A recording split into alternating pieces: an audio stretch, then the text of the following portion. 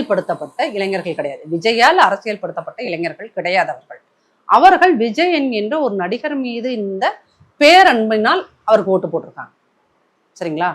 அப்போ இந்த இடத்துல நம்ம அவங்கள பொலிட்டிசைஸ் பண்ணலைன்னா என்ன ஆகும் அப்படின்றத இந்த 6 மாச ஆட்சியை பாருங்க தெரியும்.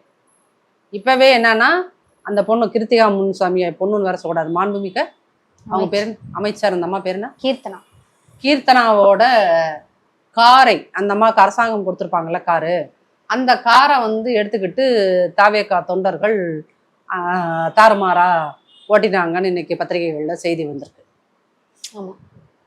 அப்புறம் அங்கங்க இந்த டாஸ்மாக் கடைகள் முன்னாடி பிரச்சனை பண்ணிட்டு இருக்காங்கன்னு செய்திகள் வருது. அப்ப இது எதுவுமே ஆரோக்கியமானதா தெரியலையே. ஏன் இவங்க இப்படி இதெல்லாம் பண்றாங்க அப்படின்னு பாத்தீங்கன்னா அவங்க அரசியல்படுத்தப்படலை.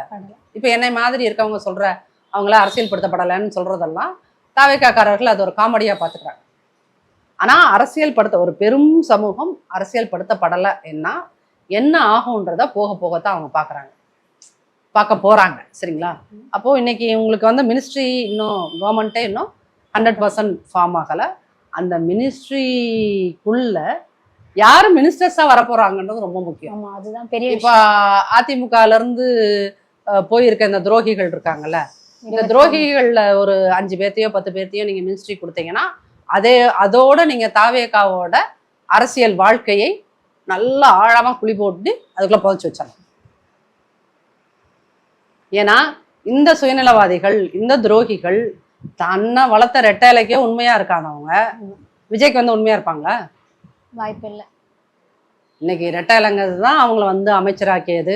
ரெட்டை இலைங்கிறது தான் இன்னைக்கு அவர்கள் வைத்திருக்கின்ற பல்லாயிரம் கோடிகளுக்கான சொத்துக்களை கொடுத்தது. எல்லாமே ரெட்டை இலை தான். இவங்க பேரை வெளியில காமிச்சது அந்த ரெட்டை இலை தான். அந்த ரெட்டை இலைக்கே நீங்கள் துரோகம் செய்து விட்டு அம்மா உயிரோடு எல்லாம். அதனால